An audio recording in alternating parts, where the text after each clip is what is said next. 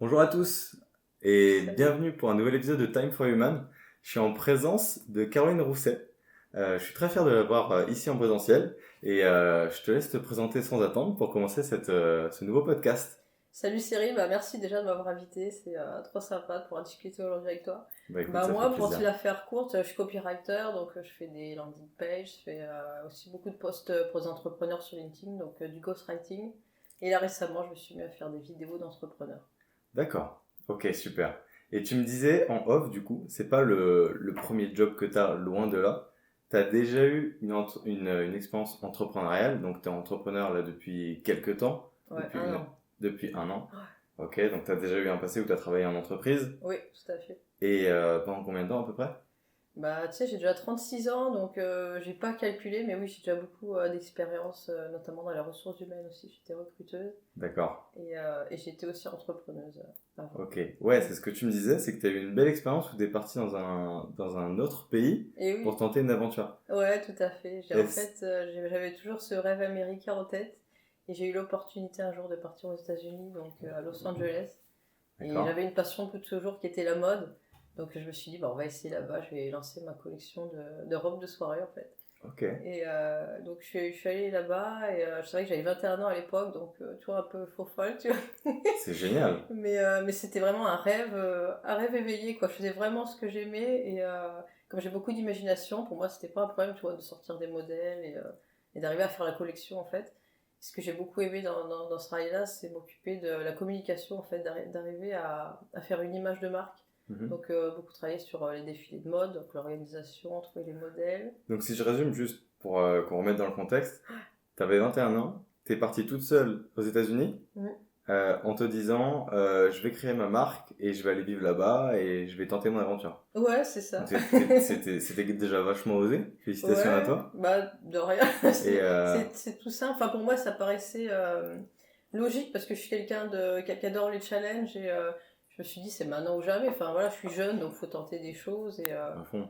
comme j'adore l'aventure, je me suis dit ça peut être que positif. Ouais. Et à l'époque, tu étais, j'imagine, en études ou tu avais fait un break, tu avais fini des études, t'en étais où? J'avais fait ouais quelques études mais rien de fou et en fait rien qui me faisait vibrer en fait. D'accord. Les études mais ça me plaisait pas quoi, tu vois, quand j'allais Ok. travailler, c'était pas un plaisir. Hmm. Hmm. Ok. Ouais. Donc, mais t'as mûri ton projet ou vraiment, genre, le projet il est né dans ta tête et tu t'es dit, ok, je vais aller aux États-Unis, je vais me lancer parce que t'aurais pu le faire en France, t'aurais pu. Ouais, bien sûr. Mais en fait, c'est un rêve que j'avais depuis toujours de créer une collection parce que j'ai toujours aimé la mode. Et en fait, j'ai eu D'accord, cette opportunité parce que bah, à l'époque, j'étais beaucoup sur Internet, sur les réseaux sociaux. Et j'ai d'accord. contacté une personne qui était déjà sur place et qui a adoré mon imagination, ma collection. J'avais Mhm. déjà fait des dessins un peu sur Instagram. Et elle m'a D'accord. dit, j'adore ce que tu fais, il faut que tu viennes à Los Angeles, je vais t'aider à développer ça. Et du coup, Ok. je me suis dit, c'est l'opportunité. Donc, j'y suis allée, voilà, sans trop réfléchir finalement. Donc, t'as débarqué à LA Ouais. et rêve américain, t'as Voilà. commencé à faire ta collection et comment ça s'est passé un peu? Bah, en fait, j'ai recruté du personnel parce qu'il me fallait des modélistes bah, pour faire les patrons. Mhm. Et ensuite, j'ai recruté un peu du personnel pour faire la visibilité aussi. Donc, trouver des mannequins, des photographes. Parce que j'ai fait beaucoup de défilés, notamment à Phoenix, en Arizona, et D'accord. aussi à Los Angeles. Donc, et puis après, j'ai fait beaucoup de choses par moi-même aussi. Je suis allée chercher les tissus dans les fabriques. J'ai fait les samples aussi moi-même en cousant un petit peu sur des mannequins. Ok. Donc c'était super intéressant parce qu'en fait je touchais un peu à tout dans ce métier-là. Qui à la base je connaissais pas trop la technique en fait. Hmm. Mm. Et toi, comment ça t'est venu c'était une passion avant, le design? Enfin, j'ai l'impression que tu dessinais des patrons de robes. Ouais, Et c'est une passion depuis toujours. En fait moi j'ai grandi d'accord. dans un petit village en Auvergne. Donc c'est vrai que quand je voyais des défis de mode à la télé ça me faisait toujours rêver. Et je me disais bah voilà on peut avoir beaucoup d'imagination même si on n'est pas dans un milieu de la mode. Et d'ailleurs il y a Complètement. beaucoup de créateurs qui arrivent de petits villages et qui Hmm. réussissent beaucoup par la suite. Je me Ouais, suis dit, bah voilà, moi aussi j'ai le droit d'essayer ça. à fond. Mais et Mm. tu t'es donné les moyens, c'est beau. Ouais, franchement, je De... regrette rien, Et ouais. t'as passé combien de temps là-bas? Ça a été combien de temps cette expérience? En fait, ça a duré un an, donc c'est assez court finalement, mais j'ai fait beaucoup d'allers-retours avec la France, donc D'accord. ouais. Et il y a eu un reliquat de ça? Le projet il est né, tu y as passé un an, et après tu l'as clôturé ou... Ouais, en fait, il y a un moment, je me suis dit, bon, voilà, c'est pas rentable, donc on va arrêter là, quoi. Il y a un Ok, moment, il faut être réaliste aussi, et d'accord. Ouais. Quand tu gagnes pas d'argent et que t'en perds plus que t'en gagnes, il faut Bien sûr, arrêter. à un moment donné, il faut couper. Ouais, c'est ça. Et maintenant, avec le recul, c'est quoi l'expérience que ça t'a apporté, ce projet-là, ce voyage? Qu'est-ce que tu retiens de cette aventure? Bah, ce que je retiens, c'est que quand on a un rêve, faut le faire dans tous les cas. Hmm, Mais c'est bien quand même de travailler un peu les fondamentaux au départ. C'est-à-dire de réfléchir un minimum, comment est-ce que je vais le vendre, à qui je vais le vendre, pourquoi, bien sûr. avec quoi, comment. Tu vois, des questions vraiment fondamentales que je me suis Ouais. pas forcément posées au départ. Ok, ouais, t'étais beaucoup plus dans la côté créativité, Ouais, c'est faire ça. naître ton idée, et... ok. Finir la collection, faire mes 15 modèles de robes, mes foulards. Ah, t'avais fait la totale, du coup, et t'avais Ouais. trouvé tout le matériel, ok. Ouais, ça c'était. C'est impressionnant. Et ce côté créatif, tu t'as fait d'autres projets après par la suite, dans le futur? Non, après Ou j'étais plus dans la tu l'as mis de peinture. côté? Je fais des peintures abstraites aussi, ce que j'adore pas. D'accord. Ouais. Mais après, non, j'ai pas fait de commerce artistique. Ok, c'est super intéressant. Et après, donc, après cette période-là, t'es revenu en France? Ouais. T'avais fini tes études ou Non, t'es justement. directement travaillé? Justement, je suis revenue en France, j'étais un peu dépitée, tu vois, par rapport à ma famille, c'était un peu dur parce que. En fait, je t'ai pas dit, quand je suis aux États-Unis, j'ai quand même. Il y a une robe qu'a portée Britney Spears. Ah oui! Ouais, mais après, j'avais offerte, donc tu vois, elle l'a pas acheté, mais D'accord. après, il y a jamais eu de photos qui sont sorties avec elle portant la robe, mais pour moi, c'était quand même une Consécration. consécration. Et Ah ouais. ouais. Puis j'étais passée dans quelques médias et tout. Donc il y a un moment où ça m'est jamais monté à la tête, parce que moi je suis quelqu'un de très simple, tu vois, très humble. Ok. Mais tu vois, quand j'en parlais un peu à ma famille, je voyais un peu des jalousies. Enfin, même ils commençaient à se dire, ouais, ça va peut-être marcher son truc finalement. Au début, je vois, ils croyaient pas trop en moi, ils disaient, ouais, mais elle est folle de partir là-bas et tout. Donc il y a un moment, je me suis dit, c'est cool, ils croient en moi et tout. Et quand je suis revenue, tu vois, c'est un peu dur de se dire, ah bah finalement ils avaient raison et ça a Ah pas non, marché. faut pas se dire ça, Mais non, mais jamais. c'est ce que je me suis dit au début, tu vois. Hmm. Et mais après, non, avec le recul, je suis revenue, mais du coup, j'étais en mode, ça sera pas un échec, tu vois. Et du coup, je me suis dit, il faut que je fasse une école de mode pour que j'apprenne comment vendre Ok. mes collections. Ce que t'as fait du Ouais, coup? ce que j'ai fait, donc je suis revenue à Paris et j'ai fait S-Mode, donc une école de mode de stylisme, modélisme. Donc là, j'ai Ok. appris à faire des patrons. Donc déjà une année en technique pour apprendre à faire des patrons, la couture, tout ça. Mais là, je me suis dit, ouais, en fait, je suis pas quelqu'un de manuel. Moi, j'arriverai jamais à faire une robe de A à Z, tu vois, avec mes mains. Ok.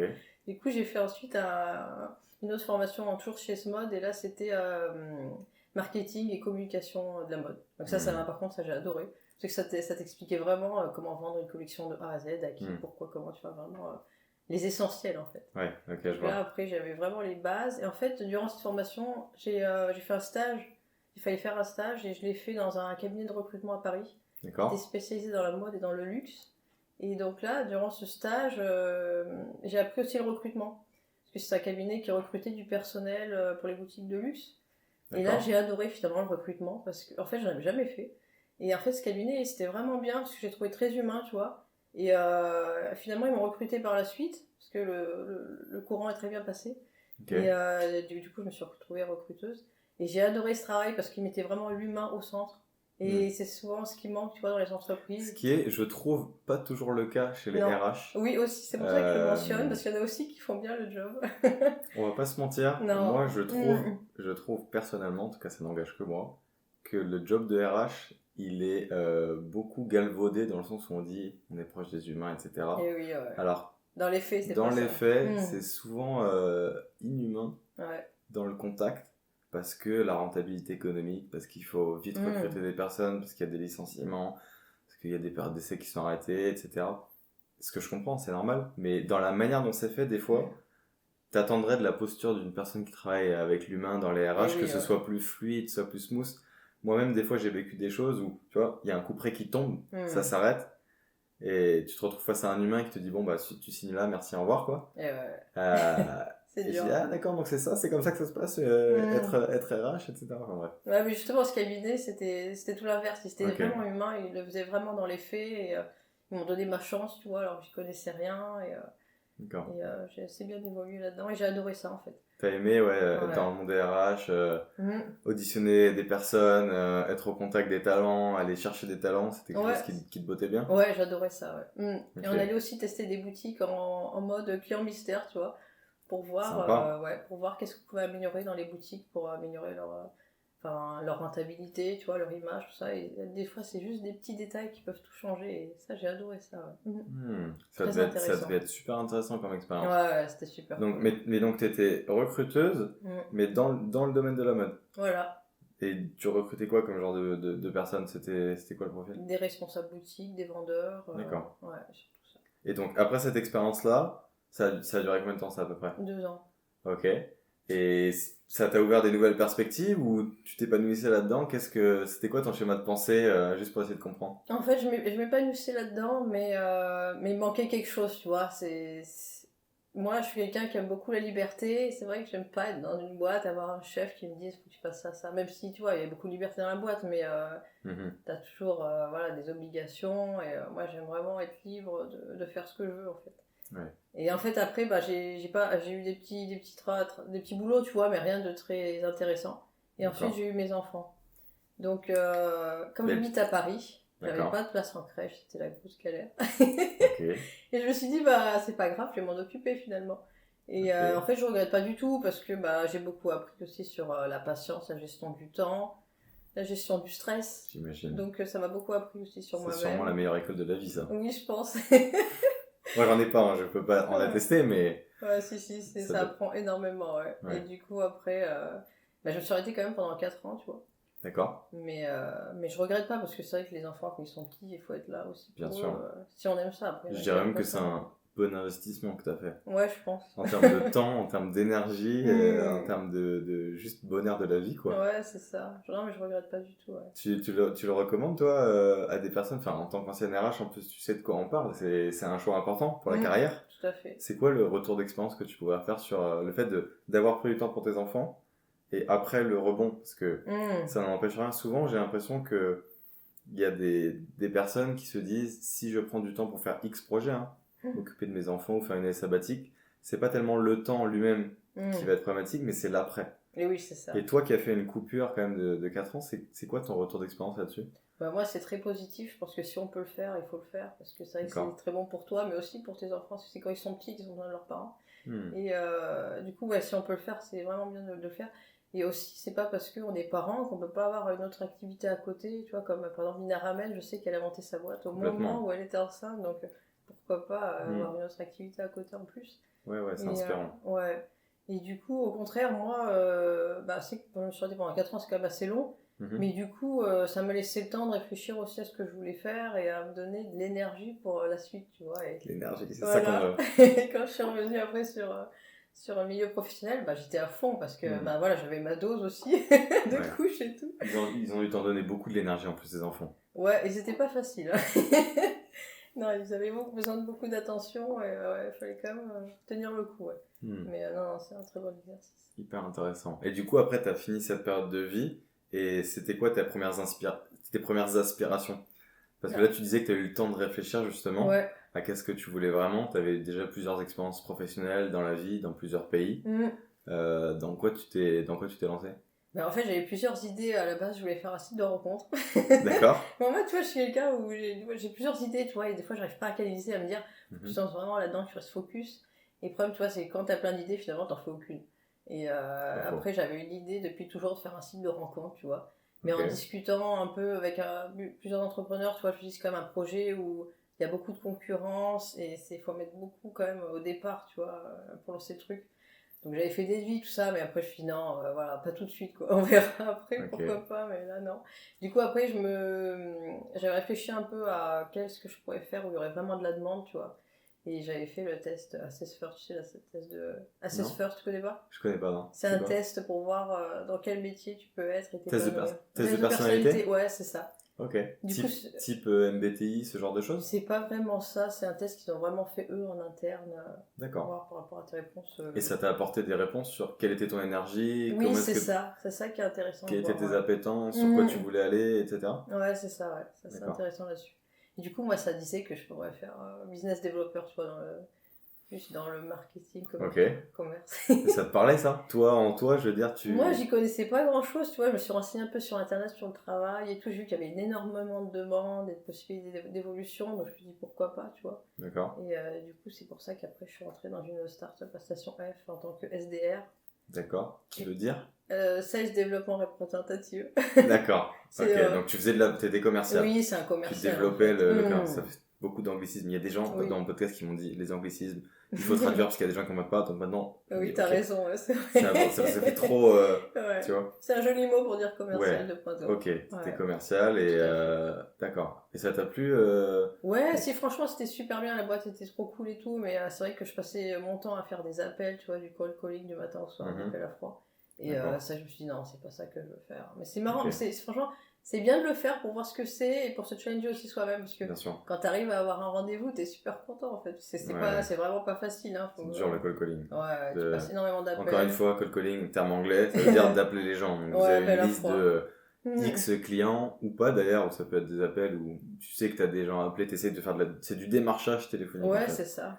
Ciblé ou non ciblé. Ouais, Ça c'est peut ça, être tout à compliqué, fait. ouais. Ouais, c'est D'accord, très donc tu bien. as eu cette expérience-là, et après ça t'a, encore plus dans ton développement personnel à toi, fait comprendre qu'est-ce qui t'attirait, qu'est-ce qui t'attirait Oui, moins, c'est je ça. pense. Mais en fait, à cette époque, j'étais très sur LinkedIn aussi. D'accord. Et à la base, je devais faire la Rocket School parce que je voulais faire justement business developer en alternance à la Rocket School. Du coup, il m'avait dit, il faudra bien que tu travailles ton profil LinkedIn, c'est très important pour faire ton stage et tout. Du coup, je m'étais bien à fond sur LinkedIn à ce moment-là. Juste la Rocket School, c'est une école Ouais. en accéléré, c'est ça? C'est une école sur un an où tu fais de l'alternance, où tu fais 3 D'accord. jours d'école et 2 jours en entreprise. C'est pour des personnes qui sont en reconversion ou Ouais, tout à n'importe, fait. tout Ouais. âge? Tout âge. Ok. C'est ça qui est magique. Et j'adore Ouais. cette école, même si je l'ai jamais faite. D'accord. Mais, Ah, tu l'as jamais faite? non. Ok. C'est ça, tu l'as pas faite. Je D'accord. devais la faire, tu vois, mais finalement, je me suis lancée. Mais, Oh, t'as pas eu besoin. ouais, Des fois, non, tu peux mais c'est une sauter super directement. école et j'adore leur principe, tu vois, parce qu'ils donnent vraiment la chance à tout le monde, tu vois, il y a aucun... Mhm. Ça coûte rien, ça t'apprend beaucoup avec l'alternance et tout, et ils ont un super mindset. Ouais. Ok, et d'ailleurs pour la petite histoire, on s'est rencontrés, ce que je te disais en off, on se rappelle, ça devait être l'été dernier, à un apéro de LinkedIn, où il y avait pas mal de gens de la Rocket School. Bah oui, et Katia Ribeiro notamment, qui travaille pour les community managers, qui est trop sympa. Je m'en rappelle très bien. Ouais, okay. moi aussi. Comme quoi, grâce à cette expérience, on a pu se retrouver grâce à LinkedIn, encore une fois. C'est fou, hein. C'est génial. La puissance du réseau. Pour prendre plus de hauteur et de changer d'un peu de sujet, il y a une question que je pose à pas mal de mes invités. À l'échelle de ta vie, bon là tu m'as parlé de pas mal de tes expériences, qu'est-ce que tu aurais envie d'accomplir, que ce soit dans le monde professionnel ou personnel, si je te disais que demain la vie allait te quitter, par exemple. Demain, pas forcément demain, mais bientôt, ou pas, tu vois, hypothétique, qu'est-ce que tu auras envie de faire de ton existence où tu te dis c'est ça que je veux faire? Est-ce qu'il y a quelque chose qui te parle comme ça? C'est une question assez ouverte, volontairement. Mais en fait, déjà, je pense que quand on est parent, on voit la vie aussi différemment. Et moi, c'est vrai que maintenant, j'ai envie de dire 99% de ce que je fais, c'est pour mes enfants, en fait. D'accord. C'est vrai que quand tu as des enfants, bah, tu vis aussi pour eux, mais aussi pour toi, bien sûr. Mais du coup, moi, si je vais mourir demain, bah, mon objectif, ça serait que mes enfants gardent un bon souvenir de moi. Et qu'ils se disent que j'ai donné mon maximum pour eux et c'est une évidence. Qu'ils n'aient pas de regrets par rapport à ça, tu vois. Ok. Donc ça, c'est vraiment pour le côté perso et pour toi, tes projets. Bah, moi, plus pour les autres, ça serait plus montrer aux autres que tout est possible, que si on ose prendre la parole, bah, c'est game changer en fait. C'est un grand avantage et que tout le monde a le droit, tout le monde est légitime, même si on n'a pas forcément l'expérience. C'est en essayant en fait qu'on apprend et je suis d'accord avec toi. On devient plus fort. C'est ce que tu me disais, c'est que... Et en plus, toi, tu l'incarnes bien, je trouve. Tu prends de plus en plus la parole et tu montres que c'est possible, quels que soient les horizons, quel que soit le passé, salarié, autre, n'importe.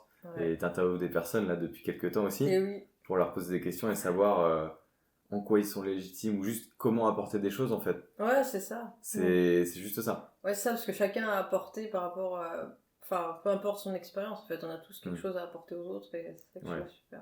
Ah, j'aime beaucoup ta démarche que tu as apportée sur LinkedIn de juste prendre une caméra, tu vas voir quelqu'un et tu lui poses la question et voilà. Ouais, c'est spontané, en plus on prépare jamais rien à l'avance. C'est ouais. Oui, c'est très très très authentique. Moi, je veux pas un truc trop travaillé avec plein de gars qui filment et tout, c'est vraiment, je fais ça T'as raison. Très simple. Ça enlève tout ce côté, ça démystifie le truc un peu. Et oui, c'est ça, ouais. C'est vrai que les réseaux sociaux, on manque des fois un peu d'authenticité, tu vois, on est toujours à dire nos réussites et tout, et les gens ont besoin de contact, et de se dire vraiment les choses, tu vois, et c'est ça que j'aime Je suis d'accord avec toi. dans ce À principe. 100%. Moi, c'est ce que j'essaye de faire aussi. Mais bon, ça peut jamais être 100% Et authentique non. quand il y a cet aspect micro, machin, filmé. Ouais, bien sûr. C'est toujours...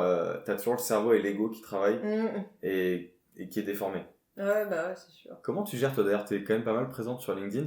Comment tu gères ce côté, cette dichotomie de être présente sur les réseaux, poster, et à côté gérer ta vie? Est-ce que t'as un côté jugement ou est-ce que pour toi c'est zen en mode t'écris, tu postes? C'est quoi ton approche de la chose, de la question? Ouais, bah moi je suis quelqu'un de très zen, tu vois, je suis Ok. rarement stressée et je prends la vie, tu vois, comme elle arrive chaque jour, tu vois, je sais qu'il faut profiter de chaque jour. Bien sûr. Comme si c'était le dernier, je sais que c'est débile de dire ça, mais c'est tellement C'est important. pas débile, je pense que c'est honnête. Ouais, carrément. Et du coup, moi, avant, tu vois, j'aurais jamais fait ça, tu vois, j'aurais jamais écrit des posts il y a quelques années, j'aurais eu trop peur, tu vois, de me dire, mais qu'est-ce qu'ils vont penser de moi? Mais alors maintenant, je prends ça vraiment comme un jeu presque, tu vois, même si je fais quand même attention à ce que je dis, Ouais, bien sûr. mais je trouve que c'est important de prendre la parole et que, voilà, de montrer aux autres que c'est possible aussi, que si moi je l'ai fait, ils peuvent le faire. Et ça a été quoi le déclencheur pour toi? Tu disais, j'osais pas, et puis un jour j'ai commencé à écrire un texte et je l'ai posté, quoi. Ouais. On a tous eu un premier post, un premier moment où tu te mets à nu, en fait. Où tu sors la tête de l'eau et tu dis, oh là, regardez, il y a un truc. Ouais. Ça a été quoi, toi, pour toi? Qu'est-ce qui t'a donné envie de prendre la parole, tout simplement? Bah, déjà, il y avait Laurine Bummer qui est assez présente sur LinkedIn. Elle aussi qui s'est lancée il y a 1 an et demi ou 2 ans. Et pareil, elle faisait ses études, tu vois, et elle a lancé sa boîte, ça a très bien marché. Et j'adorais beaucoup aussi sa démarche très authentique, très sincère, tu vois. Et je me suis dit, mais si elle a réussi à avoir des clients, moi aussi, pourquoi je devrais essayer aussi à faire un peu comme elle, tu vois. À fond. C'est elle qui t'a inspiré, qui t'a donné motivation. Laurine et Valentine Soda aussi, ouais. D'accord. Ah oui, elle est beaucoup très présente sur LinkedIn. La boxeuse, ouais. Boxeuse, ouais. Elle est avec les gants roses, là. Ouais. Elle a un marketing solide. Ouais, elle est trop solide. Elle. Ouais, j'ai pas encore eu l'occasion de la croiser, mais ça a être une belle personne aussi. Ouais, très fort, très sympa. D'accord, donc tu as eu l'inspiration des personnes et après tu te dis ok. Et depuis, t'as toujours été conscient parce que moi je te vois évoluer sur LinkedIn, moi je suis pas mal présent depuis 6 mois. Ouais. Et c'est vrai que t'as beaucoup de présence, tu donnes de la force à beaucoup de gens. D'ailleurs, félicitations à toi parce que c'est rare, je trouve, les gens qui sont dans une dynamique où ils donnent de la force et ils donnent de l'attention et tu sens que c'est désintéressé dans le sens où c'est pas... Voilà. T'attends rien en retour. Mais en fait, c'est ce qui fait ma personnalité aussi. Je suis quelqu'un comme ça dans la vraie vie, tu vois. J'adore dire des compliments ou aider les autres quand je peux, tu vois. Moi, l'argent, bien sûr, c'est important, mais moi, ce qui m'apporte le plus, c'est un sourire ou quand on me dit merci de m'avoir aidé à faire ça ou grâce à toi, j'arrive à écrire des posts. Je sais pas, ça te remplit le cœur d'une façon. C'est vachement motivant. Ou même quand tu donnes des vêtements à quelqu'un qui peut pas s'habiller, tu vois dans son regard qui s'illumine. Et ça t'apporte une richesse mais énorme. Du coup, j'adore aider les autres sur le réseau quand ils ont besoin. T'as l'air d'être quelqu'un d'assez émotionnel. Ouais, très, ouais. Aussi. Je suis très sensible et très émotionnelle, ouais. Ok. Et t'as fait des choses dans ta vie où t'as été, je sais pas, dans l'associatif, ou t'as fait des projets qui étaient tournés vers les autres, des choses comme ça? Un petit peu, en fait, pendant le Covid, j'ai un peu aidé à l'hôpital Ambroise Paré, qui passe loin de chez moi. Parce que je savais qu'ils avaient besoin d'aide pour préparer les repas pour les aides-soignants, donc ça m'a beaucoup plu. Et après, quand j'étais en Auvergne, j'ai aidé aussi un peu les associations de retraités à leur préparer aussi des repas, notamment pour Noël ou les grandes fêtes. Génial, ça devait être une super expérience. Ouais, très sympa, ouais. Et puis tu sors du cadre travail, quoi. Et oui, ouais. C'est une autre façon de voir les choses que j'aime beaucoup aussi, ouais. Et au cours de tes voyages, t'as pu avoir des expériences comme ça à l'international avec d'autres types de populations, d'autres types d'humains qui parlent d'autres langues, qui sont dans d'autres civilisations, enfin... c'est vrai que j'adore voyager parce que justement, tu vois la vie d'une autre façon, c'est une autre culture, une autre langue, et je trouve que pour le corps et l'esprit, ça fait beaucoup de bien. Ouais. Mais après, j'ai pas fait d'associatif encore dans mes voyages, mais c'est un projet que j'ai, pourquoi pas, à l'avenir, ouais. C'était quoi le dernier voyage où t'es parti? Je crois que t'étais... là, t'étais en vacances, je sais pas si tu veux parler de celui-ci. C'était quoi le dernier voyage, disons, où ça a élargi ta perception du monde? Où quand t'es rentré chez toi, tu t'es dit, ok, j'ai compris des nouvelles choses, ça m'a changé, un petit peu. J'en aurais deux, en fait, à te dire, qui sont très opposés. Vas-y. Le premier, c'est Bali. Okay. Bali, j'ai adoré parce que t'es à l'autre bout du monde, en fait. Et je me rappelle le soir, quand tu regardes le ciel, que tu vois toutes ces petites étoiles, tu te dis, mais en fait, on est tout petit dans ce monde immense. Et Et puis tu sais, il y a toujours de l'encens, tu vois, quand tu te balades, ça sent des parfums qui te font vraiment voyager. Et puis les gens sont gentils. Et j'ai adoré vraiment ce voyage. Ça te bouleverse. Ils ont beaucoup de croyances là-bas et le Ouais. côté humain est très développé. Moi, j'y avais passé un mois aussi en 2019 Mm. et ça m'avait marqué Mm. à quel point ils étaient proches des gens, mais Ouais. à la fois pas forcément démunis ou quoi, tu vois. C'est juste Mm. même les gens qui vivaient bien, Mm. ils avaient une approche Oui, très ils se chill, contentaient très... de ce qu'ils avaient, ils étaient Ouais. heureux comme ça, ouais. Ah, ça c'est beau. Et alors le deuxième voyage complètement différent, c'est Dubaï. Ok, En fait, j'y suis partie 4 jours, et alors Dubaï, mais c'est l'autre plan, là, l'autre ouais, côté c'est des... un autre monde, et là aussi mais ça aussi ça te permet de voir des choses, tu vois. Il y Mhm. a des côtés positifs parce qu'il y a le côté sécurité, tu vois, tu peux laisser j'avais oublié mon téléphone dans un taxi et j'étais Mhm. en panique, tu vois, je me suis dit oh là là, bah c'est fini, je le retrouverai jamais. Et ils m'ont Ouais. dit non, t'inquiète pas, ici personne se fait voler et tout, et le soir ils m'ont appelé, ils m'ont ramené mon téléphone.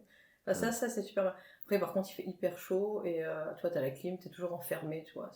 Moi qui Ouais, aime la nature et tout, là-bas il n'y a aucune nature, c'est le désert, donc faut aimer c'est sûr. être enfermé, un peu superficiel et tout, c'est Ouais. spécial quoi. Ouais, ça dépend dans quel cadre tu vas, Et pourquoi oui, il ouais. fait, etc.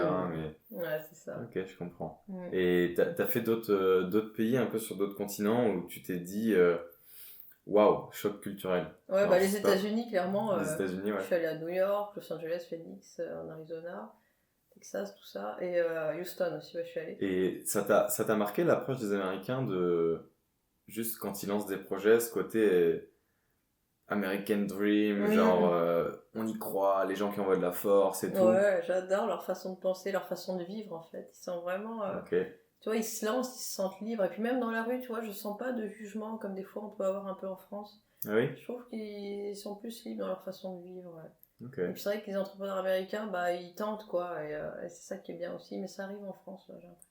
Bien sûr, ça Ouais. change Ouais, fort. on est en train de Tu changer. trouves qu'il y a beaucoup de jugements en France? Tu le ressens, toi Peut-être plus du côté de la famille, tu vois, c'est possible. Ok. Après, c'est vrai que les entrepreneurs entre eux, je pense que ça passe plutôt bien, tu vois, ils s'entraident et tout. Mais c'est peut-être Ouais. le milieu familial, des fois, les gens, ils ont un peu du mal à dire, ouais, vas-y, lance-toi, quitte tout, quitte ton boulot, ton CDI, et Bah lance-toi. après, on n'est pas tous dans une dynamique où on veut tous quitter ce qu'on a fait et se Ouais, lancer. non, il y en a qui sont heureux dans ce qu'ils ont, et à chacun de trouver ce qu'il Ouais, a. chacun trouve sa voie. Je pense Mm. que nous qui sommes entrepreneurs, on voit peut-être midi à notre porte, Mm. mais c'est vrai que Ouais, bien sûr. prendre du recul sur quand même ce qu'on fait Ouais, c'est et important. pourquoi on le fait aussi, parce qu'on a Mm. chacun un moteur. Et ouais.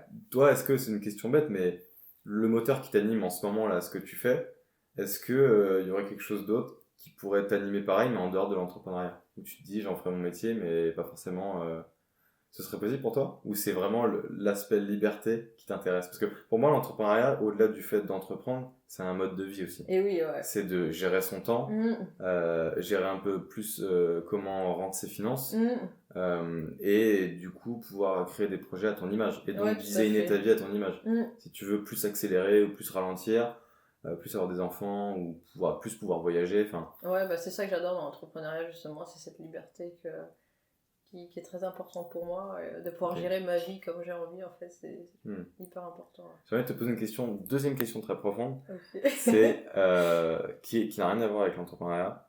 C'est quoi ton rapport au temps et à quelle vitesse tu vis?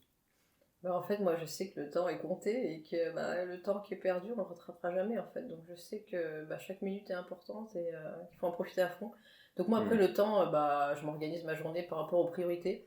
Donc, bah, quand j'ai des posts à rédiger pour des clients, bah, je le fais en priorité, tu vois. J'ai vraiment une liste de priorités à faire dans la journée. Donc, le truc plus urgent, je fais en premier. Et puis ensuite, bah, j'organise.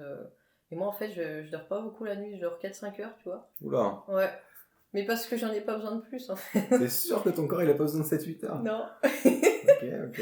Et du coup, moi, je travaille beaucoup la nuit parce que c'est là que j'ai des idées, de l'imagination. Donc, souvent, j'écris des posts aussi la nuit. D'accord. Donc, finalement, j'ai beaucoup de temps dans une journée. Même si les journées sont toujours trop courtes, mais j'arrive Ok. à bien gérer mon temps, du coup. Ok, super intéressant. Ouais. On m'avait jamais fait celle-là. Quelqu'un qui dit j'écris des posts la nuit. Mais oui, C'est- mais tu sais que 90% de mes posts, je les écris la nuit. Hein. Ok. Ouais. Parce que la journée, je sais pas, j'arrive Après, pas. apparemment, l'humain a plus de créativité la nuit. Ouais, c'est connu, ouais. Je sais pas expliquer pourquoi, Si, mais c'est parce que la nuit, il fait noir et t'es plus détendu, je pense. peut-être, ouais. Peut-être Dans un autre il y a un mood. côté, c'est le cercle circadien, le cycle circadien qui fait que ton corps est plus au repos, donc il y a moins le côté environnement Ouais, c'est qui ça, il y a plus perturbe. de place à l'imagination, en fait. Je Ouais, c'est pense. possible. En Ok. tout cas, moi, c'est comme ça que je pense. En fait, il faut vraiment s'écouter soi-même, voir les besoins que tu as personnellement et y répondre, quoi. C'est des gens qui sont du matin, d'autres du soir. Hmm. Moi, je suis plus du soir, donc c'est le soir que je vais travailler, finalement. Ouais, tu connais ton énergie et tu travailles un peu en état de flow, quoi. Ouais, c'est ça. En mode, si tu sais que c'est plutôt se lever tard le matin pour donner beaucoup plus en fin de journée. Ouais, tout à fait. Et t'as l'énergie, même en fin de journée, après toute une journée qui s'est écoulée, d'aller... Ah bah ouais, mais c'est là que j'ai le plus d'énergie, moi. Ok. Ah, c'est ouf. D'accord. Ouais. Super intéressant. Et à l'échelle... parce que le temps, c'est une question très vaste. C'est pas que le quotidien, mais toi, par rapport à tout ton parcours, ce que t'as vécu, est-ce que t'as eu des phases où t'as accéléré, t'as ralenti, tu me dis que t'avais eu une pause assez importante pour élever tes enfants. C'est quoi le retour d'expérience que tu as là-dessus et comment est-ce que dans le futur tu veux te projeter? Là, tu es quand même pas mal dans une tourbillonnade d'entrepreneuriat où ça va vite. Ouais, c'est sûr. Comment tu aimerais te construire ta vie pour que ce soit adéquat, pour avoir l'équilibre du tout entre ta famille, tes projets? Enfin, est-ce que tu arrives à le trouver cet équilibre?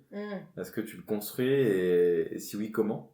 Ouais, bah t'as dit un mot très important, équilibre. C'est vrai que l'équilibre, c'est ce qui fait que tu vas tenir dans le temps, en fait. C'est ça le but. Il faut pas tout donner à fond, il faut arriver à donner ce qu'il faut, mais sur du long terme, en fait. Ouais. Donc il faut vraiment bien gérer son temps. Et moi, c'est vrai que comme j'ai mes enfants, j'ai des obligations aussi. Je vais les chercher à l'école, je les emmène le matin, donc ça, déjà, c'est deux priorités dans ma journée. Bien sûr, c'est Et ta après, priorité. le reste, c'est moi qui m'organise, vu que je suis ma propre CEO. Je suis ma propre chef, je m'organise toute seule, donc après, tu vois, je me prends pas trop la tête, tu vois, et j'arrive plutôt à bien gérer. Ouais, je comprends. Est-ce que tu veux passer à un autre sujet? J'avais noté que tu étais quelqu'un de créatif et j'avais noté éducation aussi. Ouais. Est-ce que tu penses qu'il y a un sujet en France sur les mentalités vis-à-vis de ce qu'on nous inculque à l'école, dans les entreprises et puis dans la société de manière générale vis-à-vis de ce qu'il est possible de faire et de comment il est possible de le faire? Ouais, en fait, clairement, je pense qu'en France, l'éducation, elle s'est pas mise au goût du jour, en fait, et qu'on apprend des choses qui sont importantes, mais qui vont peut-être pas donner les clés aux enfants pour bien grandir, en fait, pour prendre confiance en soi, arriver à prendre la parole en public, tu vois, des choses comme ça qui pourraient leur servir pour la suite. Et c'est vrai qu'en France, malheureusement, on met un peu les enfants dans des cases, tu vois, tu seras bon en maths, tu seras bon en français, et ça enferme en fait dans quelque chose, alors que l'humain c'est beaucoup plus que ça, tu vois. Je suis complètement d'accord avec toi, c'est infini. Et ouais. Et c'est vrai que mettre des cases, ça nous restreint dans la capacité qu'on aurait à exprimer son plein potentiel. Ouais, c'est ça. Et du coup à être meilleur dans un domaine que dans un autre. Et alors qu'au final, avoir la moyenne partout c'est cool. Mais si t'es meilleur quand même en maths parce que t'as la bosse des maths, c'est bien. Si t'es mieux en lettres parce que t'adores le français et que t'es un poète en herbe, génial. Ouais, mais c'est ça, clairement, je trouve que c'est un peu dommage. Ouais. Ok. Et toi, comment tu l'as vécu toute ta partie éducation, de l'enfance jusqu'à les études? T'étais plutôt studieux, c'était plutôt réfractaire, En fait, comment t'as vécu les choses? en fait, j'étais quelqu'un de très timide, donc je prenais pas beaucoup la parole. D'accord. Et jusqu'au jour où il y a eu une réunion de classe avec mes parents, et là, la maîtresse, en fait, enfin, la prof a dit à ma mère, faut vraiment qu'elle prenne plus la parole, c'est dommage, elle est assez forte à l'école, mais on l'entend jamais et tout. Du coup, ça m'a fait un peu un électrochoc. Moi, je me suis dit, c'est bête, j'ai des bonnes notes, mais je pourrais être encore meilleure si je prenais plus la parole. Okay. Du coup, là, je l'ai beaucoup plus prise, et là, elle a dit, mais on n'entend plus que toi, et tout. Et c'est devenu tout l'inverse. Et j'ai fait du théâtre aussi. Parce que, et ça m'a énormément aidé, parce que c'est vrai que j'en avais marre que les autres choisissent à ma place, en fait. Je me suis dit, moi aussi, j'ai le droit d'avoir des choix et de les imposer, finalement. Du coup, j'ai fait du théâtre, j'ai adoré ça. Parce que le théâtre, ça permet de faire, de vraiment se mettre dans la peau d'un personnage et de jouer plusieurs rôles, et moi, j'adorais ça. Ouais. T'as fait quoi comme type de théâtre? J'ai fait Shakespeare. Ah ouais. Très oui. Dans le texte, etc., dans l'interprétation. D'accord. Tu sais que j'étais dans une école catholique privée, donc assez à l'ancienne, tu vois. D'accord. Et du coup, t'as eu une éducation assez stricte alors? Un petit peu, catholique, avec... Après, il y a pire, hein, mais c'était assez... Du coup, c'était un peu enfermé, quoi. Donc moi, j'avais besoin de sortir de ça. Et le théâtre, c'est vrai que ça m'a beaucoup appris. Ouais, ça doit aider à exprimer qui tu es. Et Aussi. ouais, Si ouais, tu me tout dis à que tu étais fait. plutôt timide, Mm. et puis ça t'aide à exprimer tout ce qu'il y a à Ah l'intérieur ouais, de c'est toi, fou, quoi. ouais, c'est vraiment très positif, ça marche très bien. C'est intéressant, ça m'amène à une autre question. Je sais pas si tu veux en parler, mais c'est quoi tes croyances? Parce que tu me disais que tu étais dans une école catholique. Mm. Toi, est-ce que ça a une place importante dans ta vie? Est-ce que tu... Quelles sont tes croyances, en fait? Bah moi je suis catholique, après c'est vrai que je vais pas beaucoup à la messe. Je suis pas une bonne élève. Ouais, Non mais après oui je crois en Dieu bien sûr et je sais, D'accord. enfin pour moi oui il y a un être vraiment supérieur et je me dis quand on voit la beauté du monde ça peut pas être, enfin ça a forcément été créé par une entité supérieure. Intéressant. Ouais. Moi, je me pose beaucoup de questions à ces sujets-là, c'est pour ça que je me permets de la poser. C'est qu'en France, c'est vrai que c'est un sujet où ça passe quand même assez en second plan, alors que dans la vie des individus, c'est important quand même, Et oui mine de rien. C'est en quoi tu crois. Moi, tu sais que j'aime bien les questions profondes, la vie, la mort, savoir que demain, on sera pas toujours encore là. Et oui Et donc, il faut profiter, et donc, ça. il faut faire des choses impactantes, alignées avec nos valeurs, pour être aligné avec qui on est.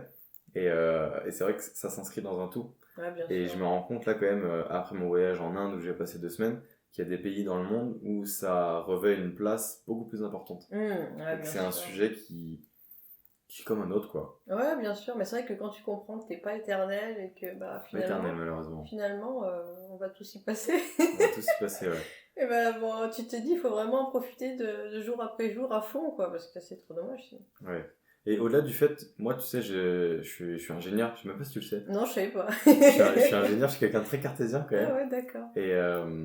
Et c'est beaucoup la science qui régit ma vie. J'avais une approche du monde très les lois d'Einstein, la physique quantique maintenant que je continue d'étudier beaucoup d'ailleurs. Ouais. Et je me disais, en fait, moi dans mon monde à moi, jusqu'à il y a encore quelques années, je me disais, bon, en France, on doit être plus ou moins tous pareils, à avoir des croyances, etc. Alors qu'en fait, pas du tout. Il y a tout un tas de personnalités, de communautés qui ont des croyances tout à fait diverses. Ou qui ont des impacts réels en fait sur la vie des individus, qui font pas les mêmes choses, qui pensent pas les mêmes choses, qui construisent pas de la même manière dans le monde de l'entreprise, leur famille, tout en fait. Et ça a un réel impact. C'est pour ça que je pose la question, parce que bah mine de rien ça compte, quoi. Et oui, ouais. Sur ton approche du monde et comment tu interagis avec les autres aussi, vers qui t'es ouvert. Et Moi oui, je sais que j'ai aucune barrière, donc j'aime interagir avec chacun. Mais tu te rends compte aussi qu'il peut y avoir des sortes de discrimination ou autres, même dans les RH, t'as dû en voir. Ouais. C'est que y a certaines personnes des fois qui se détournent. Tu l'as déjà vécu ça? Tu l'as déjà vu de tes yeux ou pas? Non, pas vraiment. J'ai eu la chance de pas le voir, mais je sais que ça existe et c'est quand même un problème parce que finalement on a tout ça à apporter et c'est pas la religion qui fait. Enfin, on doit pas juger quelqu'un par rapport à sa religion. Tu vois, moi j'ai beaucoup d'amis musulmans et je respecte beaucoup cette religion aussi. D'accord. Et je pense que voilà, faut respecter le choix de chacun et que.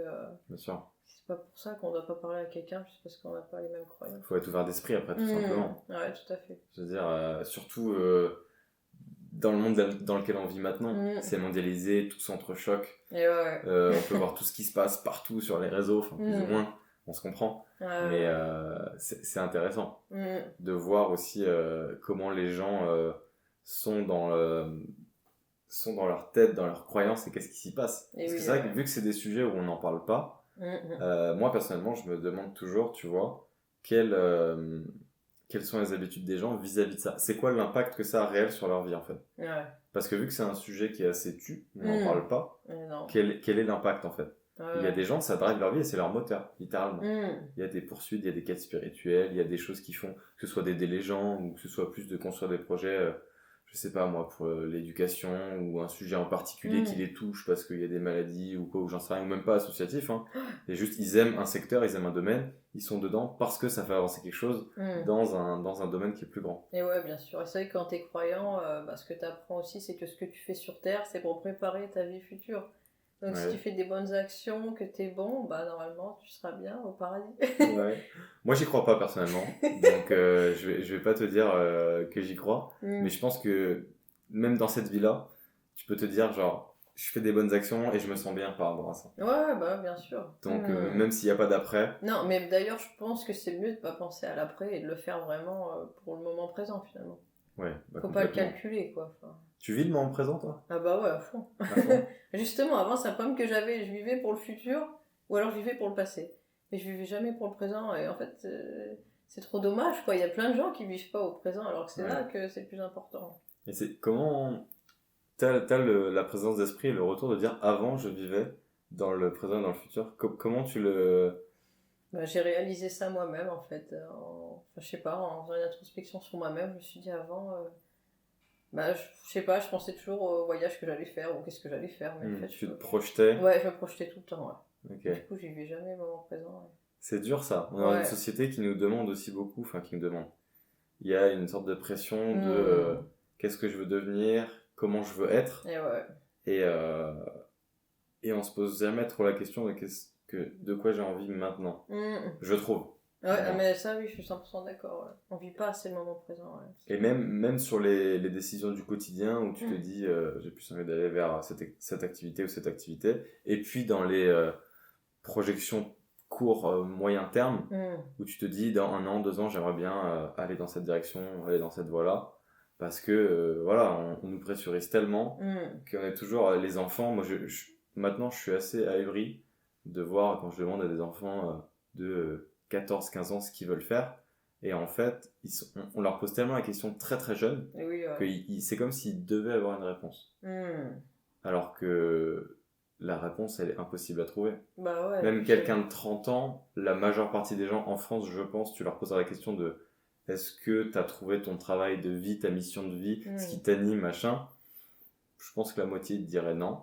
Ou alors qui se mentirait et te dirait oui, mais point d'interrogation, peut-être que plus tard, machin. Bah, c'est vrai qu'il y a une grosse pression là-dessus et on laisse pas les gens vivre comme ils ont envie finalement. Bah après, chacun fait ce qu'il veut, on est tous libres. Bien sûr. Mais il y a ce côté prendre la décision assez tôt des études que tu vas faire, puis de la carrière, puis de comment tu vas construire ta vie. Et oui, moi là, tu vois, quand j'avais fait un gros step back en revenant d'Inde il y a 1 mois jour pour jour, je suis revenu le 14 février, on est le 14 mars aujourd'hui quand on tourne ce podcast, ce qui m'a le plus frappé, c'était l'accélération le tourbillon de la vie dans lequel on est ici même à Paris.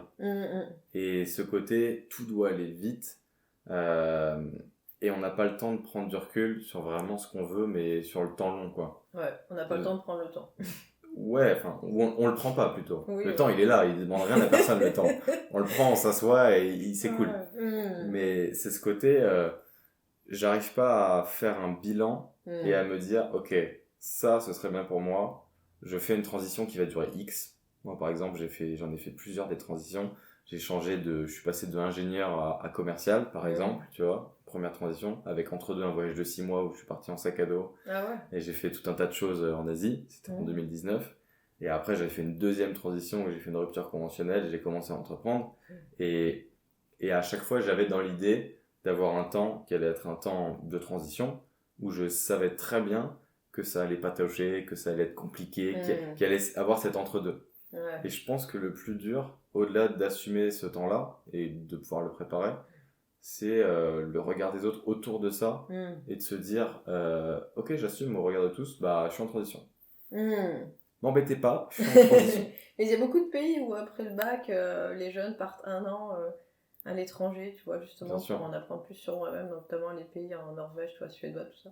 Et je trouve qu'ils sont vachement en avance là-dessus. Évidemment, et parler de la langue, etc., c'est super important. À un moment donné, moi je sais qu'en 2018, je parlais très peu anglais. Je suis parti 6 mois à l'international, je suis revenu, j'étais fluent, quoi. Et ouais, ça c'est trop bien. C'était full. C'est le mieux pour apprendre la langue, de toute façon. Toi aussi, t'as dû le vivre fort aux États-Unis. Ouais. Bah ouais, ça m'a énormément appris. Même je rêvais en anglais après. Et maintenant, ça perdure ou pas? Non, j'ai tout perdu. C'est vrai? Je te jure. Faut que j'y retourne, mais ouais, c'est un de mes grands mes grands regrets. Non, pas échec, mais regrets. C'est vrai qu'il faut vraiment travailler l'anglais, parce que si tu travailles pas, tu t'oublies tout, quoi. T'as des vrais regrets J'allais dire, t'as des vrais regrets dans la vie?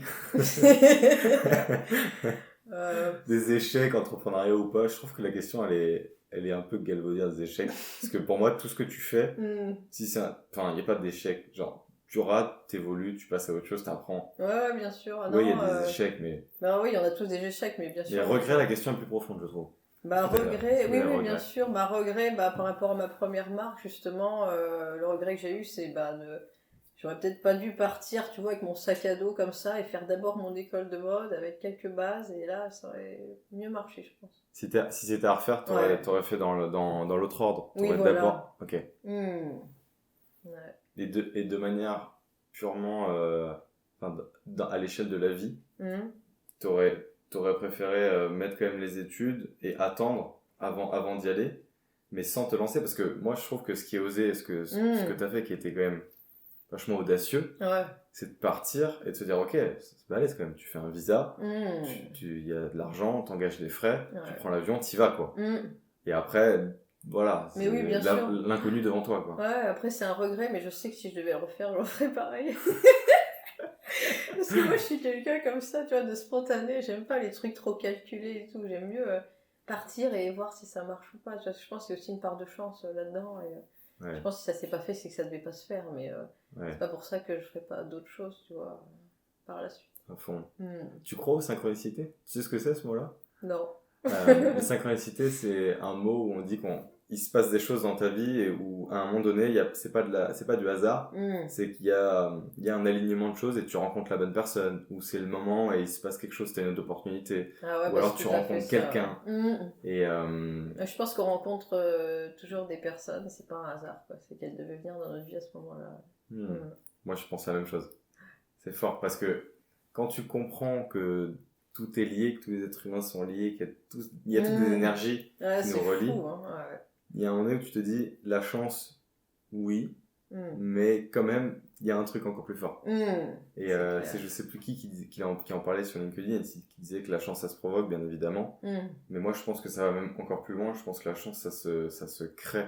Et oui, ouais. Mais Ça si tu se- restes chez toi enfermé toute la journée, voilà, il n'y aura pas beaucoup d'opportunités. Ouais, ouais, ouais. Et toi, par exemple, je vois que tu as rencontré beaucoup de personnes sur LinkedIn, tu les interviews en plus. Et c'est quoi la dernière rencontre où tu t'es dit, c'est vraiment dingue, quoi. Jamais de ma vie, j'aurais pu rencontrer cette personne s'il n'y avait pas eu ce concours de circonstances, le fait que tu te sois lancé sur Hmm. LinkedIn de plus en plus. Mais justement, la dernière là, que j'ai interviewé Céline Dirani, Ok. fondatrice de Rebel Snack, justement, bah, si j'avais pas fait tout ça sur LinkedIn, j'aurais peut-être pas osé aller la voir, tu vois, que là, comme j'avais déjà fait plusieurs vidéos, elle voyait ce que je faisais et tout. Et comme D'accord. c'est une personne très simple et très sympa, je pense qu'elle aurait accepté de toute façon, mais Ouais, elle est super sympa. Moi, ouais, très je cool. la côtoie un peu, je vois ce qu'elle fait, je lui envoie de la Mm. force régulièrement, je la croise aux événements. Ouais, Et très forte. c'est un bel exemple de persévérance, je trouve. Mm. Parce qu'en plus, elle est très jeune. Mais oui, toute jeune, et c'est vrai que j'ai vu un peu son histoire, et elle avait en fait des problèmes de comportement alimentaire, et c'est pour ça qu'elle a créé ces bonbons sans sucre, et Ouais. c'est un vrai sens ce qu'elle a Je fait. pense qu'il y a des gens comme ça qui entreprennent et ils ont un moteur qui est à l'échelle de leur vie qui est plus fort que tout. Mm. Donc en fait, c'est pas que du storytelling fake en mode Non, oui, non, j'ai fait non, c'est ça vraiment parce que vous sincère, ouais. comprenez. Non, c'est Ouais. vraiment genre, ça répond à un besoin Et chez oui, elle ouais, et ouais. il faut qu'elle continue parce que c'est ancré en elle. Voilà, et qu'elle sait que ça va aider d'autres personnes aussi. Donc, Ouais, ouais, c'est ouais. un vrai sens. Toi, il y a un truc comme ça où tu te dis vraiment, il y a une histoire dans ta vie perso qui t'a affecté et qui t'a fait prendre des actions, entrepreneuriales ou autres, en mode c'est chevillé au corps, Bah ouais, bah justement, la timidité, tu vois, j'en ai beaucoup la souffert timidité. petite, ouais. Parce que, bah, c'est vrai qu'à l'école, tu sais, t'as toujours les groupes et tout, les jugements. Et moi, j'ai une période de ma vie où j'ai pris beaucoup de poids, tu vois, à l'adolescence, et t'as les moqueries, tout ça, c'est un peu dur à vivre. Ok. Du coup, en grandissant, tu vois, je me suis dit, non, mais c'est pas possible, enfin, on peut pas juger une personne à son apparence, c'est beaucoup plus que ça, tu vois. Et Bien sûr, c'est vrai qu'à l'école, les enfants, ils sont très durs entre eux, et je trouve ça tellement injuste, c'est c'est vrai. horrible. Et du coup, bah voilà, en grandissant, je me suis dit, j'aimerais bien être un peu le porte-voix de tout le monde, en fait, de toutes les personnes qui osent pas parler, Ok, parce qu'ils ont tellement à nous apporter aussi que c'est dommage de rester dans un placard, quoi. complètement. Et tu te sens investi de cette mission? Tu le fais Ouais, au très nom de tous ces investi. gens Bah ouais, tu vois, justement, mes vidéos, elles sont pas parfaites, elles sont même loin d'être parfaites. C'est pas le but et c'est Mais non, mais bien. bien sûr, Ça mais montre qu'il faut le faire. ouais, Point barre en voilà. fait. Et c'est pour ça que je montre aux gens que voilà, je poste des trucs qui sont pas parfaits, mais que Mm. finalement ça marche bien et que ça plaît aux autres, et que eux aussi, s'ils veulent, ils peuvent le faire et prendre la parole, tu vois. Ouais, ouais, ouais. C'est super inspirant en tout cas. Le fait Ouais. de dire qu'il y a des personnes qui. On n'a pas tous les mêmes évolutions en termes de Mm. confiance en nous, de capacité, Ouais. mais il y a un moment où on est tous capables de. Et ouais. C'est Si on le juste, veut. si on le veut. C'est ça. Et Et ouais. si on prend son courage à deux mains et qu'on Et dit ok, voilà. Et je ouais, le fais. c'est ça. Et ça commence par un truc tout bête, hein. Ça commence par une story Instagram, un Ouais, post sur ouais, LinkedIn, ouais. une action, aller voir quelqu'un en vrai, Ouais. faire une conversation ou aller à un événement. Et je pense que il y a encore ce travail à faire pour que tout le monde ait leur regain et accès à ça, parce qu'encore une fois, en revenant sur l'éducation, Mm. on ne le dit pas ça. Non. Enfin, moi, de toute mon éducation, si au salon en salon des grandes écoles, quand j'étais allé, il y avait une personne, je crois que c'est une recruteuse en plus, qui m'avait dit ce qu'il faut, c'est aller rencontrer les gens, c'est aller au contact, même les professeurs pour leur demander des stages et tout. C'est la seule personne qui m'avait incité, entre guillemets, à tisser des liens et faire du réseau. Ouais. Mais sinon, les profs t'expliquaient pas l'intérêt que ça avait. Enfin, moi, j'étais en Bah école non. d'ingénieur. J'avais eu un cours de communication, plus ou moins, où ils nous avaient dit oui, créez-vous un compte LinkedIn et tout. Ouais. Mais Ouais, il non, n'y avait c'est pas fou, ce hein. côté développer du lien, aller chercher les opportunités, Ouais. se mettre en avant. Se mettre en avant. Je pense qu'il y a un sujet aussi en France sur se mettre en avant. Le personal branding. Ouais, Ouais. pour pas faire un terme anglais, mais juste le fait de se mettre en avant et de dire bah, j'ai le droit et j'ai la légitimité de prendre la parole, quoi que je fasse. Hein. Et oui, ouais. Quel que soit le métier, quelles que soient mes aspirations. Alors que c'est tellement important de... Alors que c'est hyper important Ouais. parce que ça montre à quel point tu t'es investi, à quel point tu crois en ton projet. Et ouais, c'est hyper important. Bah ouais. Je pense que il y a du boulot. Oui, il y a encore du là-dessus. Il y a du boulot là-dessus. Ouais. Et toi, tu prends la parole sur ces sujets-là un peu? Bah ouais, j'essaye un petit peu, ouais. Sur LinkedIn, des fois, je fais des posts un peu... C'est bien ça. un peu accrocheurs, quoi, mais... Parce que je veux réveiller aussi des consciences pour montrer que, voilà, on peut aussi... Réveiller des consciences. Ouais. tu sais que moi, c'est mon leitmotiv avec Time for Human. Ah ouais, de non, faire un éveil de conscience. Tu savais pas? Non. Parce que je pense que ça t'évoque quoi la conscience pour toi? Bah, la conscience, c'est savoir ce que tu fais et pourquoi tu veux le faire. Ouais, c'est le faire en conscience.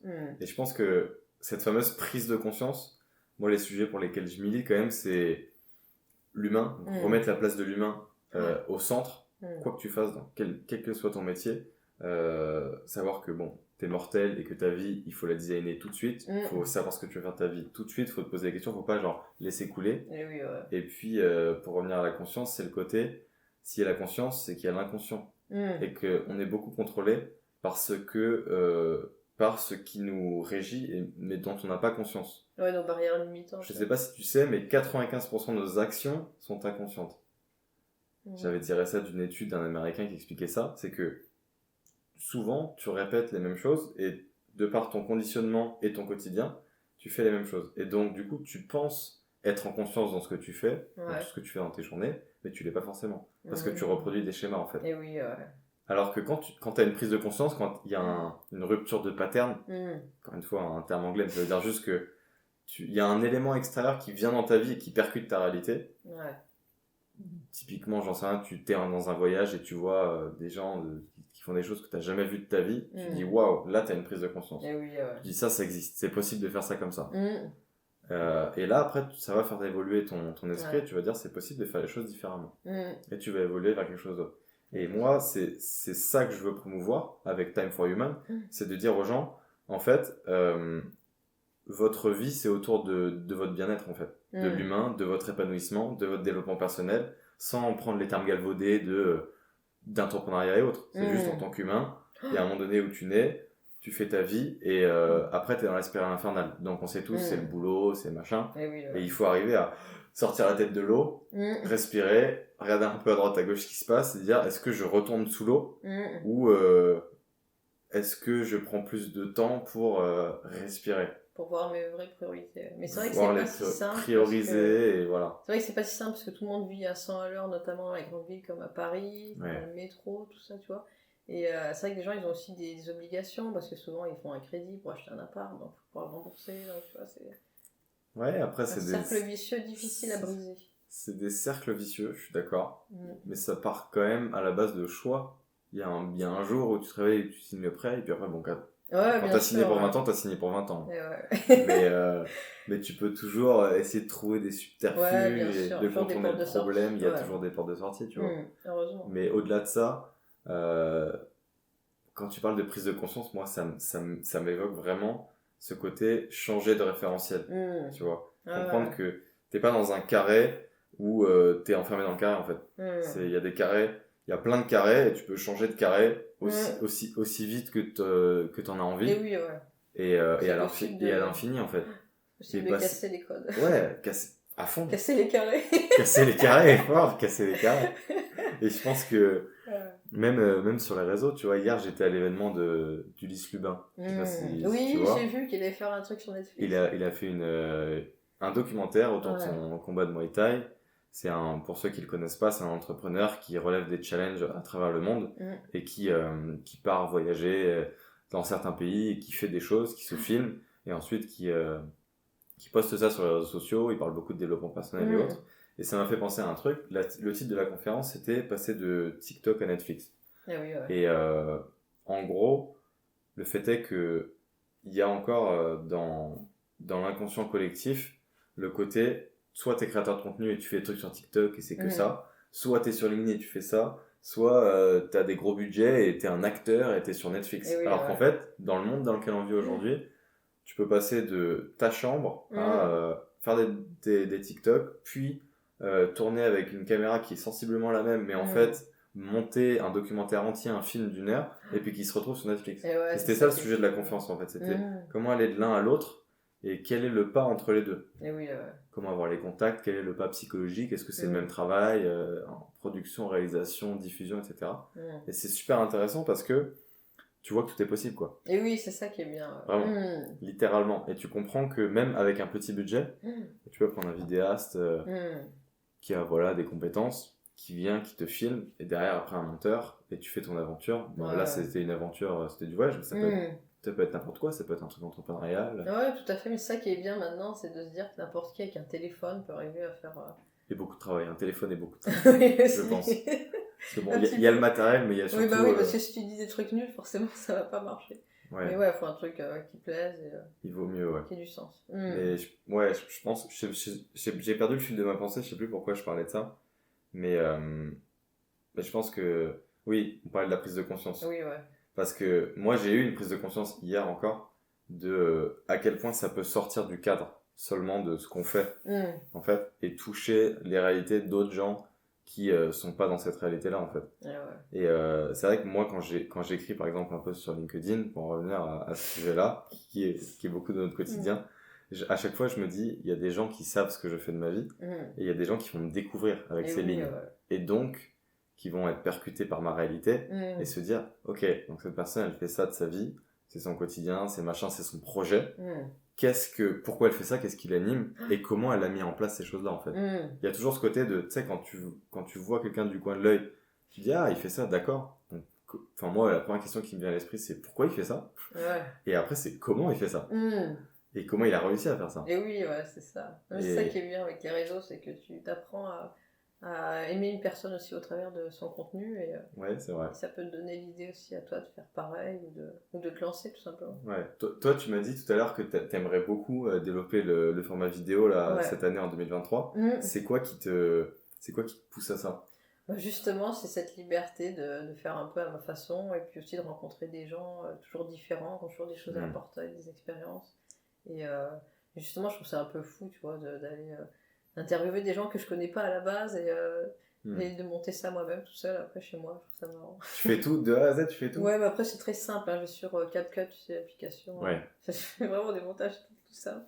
Non, mais c'est bien, tu dois avoir des super bons retours en plus. Ouais, si, ouais. Je pense que bien. Ça apporte aux gens, ça apporte à la communauté. Ouais, je pense, j'espère.